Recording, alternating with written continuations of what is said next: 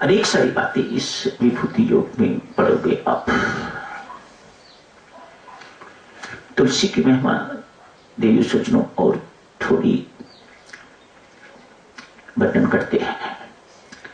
एक राजा के पास एक युवक मुसलमान नौकर है, बड़ी देर से नौकर है, राजा की निजी सेवा करता है। आज क्या देखते हैं कि उस युवक के गले में तुलसी की माला, मुसलमान है। राजा बहुत चकित देख, पहले कभी देखी नहीं, शायद ध्यान से देखा नहीं पहले कभी, कब से है पता नहीं, लेकिन आज दृष्टि तुलसी की माला जो गले में डाली हुई थी उस पर पड़ी। पूछा, क्या तुम हिंदू हो गए हो? राजा ने पूछा। नहीं साहब, फिर ये तुलसी की माला क्यों गले में डाली हुई है? तुलसी की माला तो हिंदू डालते हैं, देवी देवताओं के गलों में डाली जाती है, इससे नाम जपा जाता है, इत्यादि इत्यादि।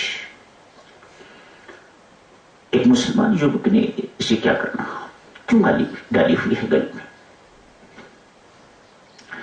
युवक कहते हैं, साहब एक बड़ी विचित्र घटना मेरे से घटित हुई, आप कहो तो मैं आपको वर्णन कर सुनाऊं? राजा ने कहा, सुनाओ।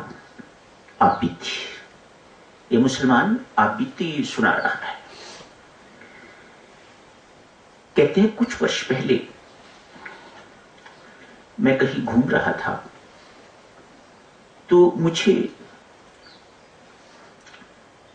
जिन्हें आप लोग, राजा को कहा, जिन्हें हिंदू लोग यमदूत कहते हैं, छाया, दो मुझे विचित्र छाया दिखाई थी। आप लोग उनको, हिंदू लोग उन्हें यमदूत कहते हैं। ये मुसलमान सुना रहा है। मैंने अनुमान से समझा कि ये वही है। मैंने उनको प्रणाम किया, पूछा, आप किस काम से यहां पधारे हैं? यमदूत का तो एक ही काम है, जिसकी मृत्यु होती है उसके आत्मा को, उसके इस जीवात्मा को वे ले जाते हैं, इसी काम के लिए वो आते हैं। यमदूतों को लगा कि शायद ये समझने लग गया है कि मेरी मृत्यु आ गई है। वो हिंदू मुसलमान थोड़ी देखते हैं, तो हिंदू है, मुसलमान है, सिख है, ईसाई है, उनको तो सबको ले जाना ही ले जाना है। हिंदू मुसलमान सिख ईसाई तो हमारे बनाए हुए हैं ना, उनके लिए तो सब मर गया, उसका जीवात्मा उन्होंने यमपुरी ले जाना है। कहा, तेरी मृत्यु नहीं है, तुझे लेने के लिए नहीं आए। फिर कहने लगे, मेरे साथ उनका वार्तालाप हो रहा है, कोई अल्लाह की कृपा, ऐसा कुछ उसकी मेहर मेरे ऊपर कि इस प्रकार का मेरे साथ घटना घटित हुई। अभी अभी एक युवक बैलगाड़ी पर आएगा, यमदूत सुना रहे हैं, एक युवक बैलगाड़ी पर आएगा, एक खड्डा है, इसमें बैल फंसेगा, तो जो बैलों को बांधने वाला ऊपर जुआ लगाया हुआ होता है वह उखड़ेगा, और उखड़ के बैल बीच में से निकल जाएगा, दोनों निकल जाएंगे। एक बैल, खूंखार बैल, इसके पेट में अपना सींग मारेगा और इसकी मृत्यु हो जाएगी, हम उसका जीवात्मा लेके चले जाएंगे। मुसलमान कहता है, राजा साहब मैंने इन दोनों यमदूतों से कहा, हाथ जोड़ के कहा, अगर आप इजाजत दो, आपकी अनुमति हो, तो क्या मैं ये सब कुछ अपनी आंखों से देख सकता हूं? इजाजत मिल गई। मैं एक पेड़ की ओट में खड़ा हो गया, ये देखने के लिए जो कुछ उन्होंने वर्णन किया था बिल्कुल वैसा ही हुआ। बैलगाड़ी आई है, भागती भागती आई है, खड्डे में पांव पड़ा है, सब कुछ जैसा बताया था वैसा हो गया।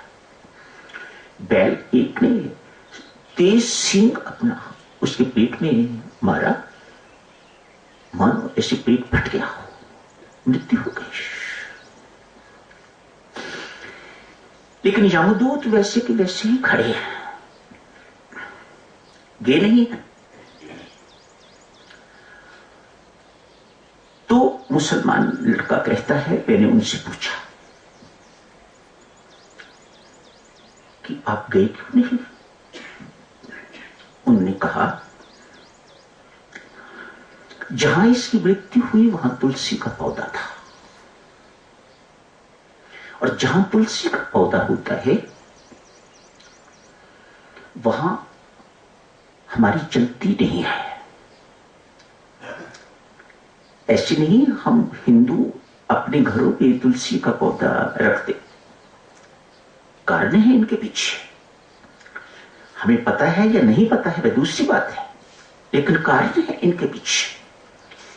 वे यमदूत कहते हैं जहां तुलसी का पौधा होता है उस व्यक्ति की सदगति हुआ करती है, उसे पार्षद लेने के लिए आते हैं। अभी हमारे सामने वे आए थे, आके तो जीवात्मा को अपने साथ ले गए। मानो ऐसे जीवात्मा को हम यमपुरी में या नरकपुरी में नहीं ले जा सकते। ये यमदूत तो जिनको यमपुरी में ले जाना हो, जिनको यम की यातनाएं देनी हो, जिनको नरक की यातनाएं देनी हो, उन्हें लेने आते। राम नाम के उपासक को यमराज यमदूत लेने के लिए नहीं आते, उन्हें लेने के लिए पार्षद आते हैं, परमात्मा के पार्षद आते हैं। परमात्मा रथ भेजता है या किसी को स्वयं भी लेने के लिए परमात्मा आते। ये राम नाम की महिमा है। राम नाम के उपासक को यम की यातनाएं यमपुरी में यमराज के पास नहीं जाना पड़ता, ऐसा शास्त्र कहता है। तुलसी का पौधा भी यहां हो, उसे परमात्मा के पास लेने के लिए आते हैं, हम उसे यमपुरी नहीं ले जाते। मन ही मन सोचा, तुलसी का पौधा मैं अपने घर में लगा नहीं सकता, लेकिन उस दिन से लेके आज तक मैं तुलसी की माला पहनना नहीं छोड़ता, तुलसी की माला पहन के रखता हूं ताकि मेरी सदगति हो।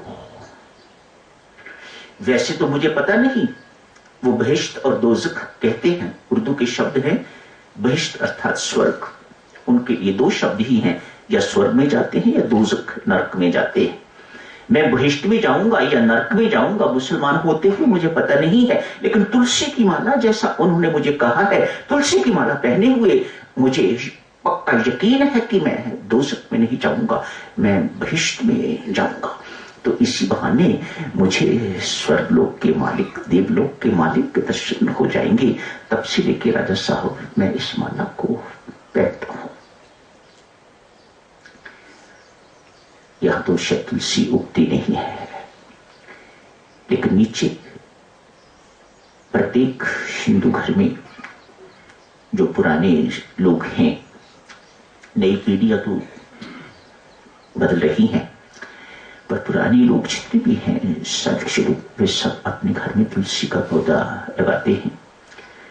नियम है उनका, शाम को दीपक जलाएंगे, तुलसी के पौधे को मौली बांधेंगे जैसे पीपल के पौधे को की जाती है।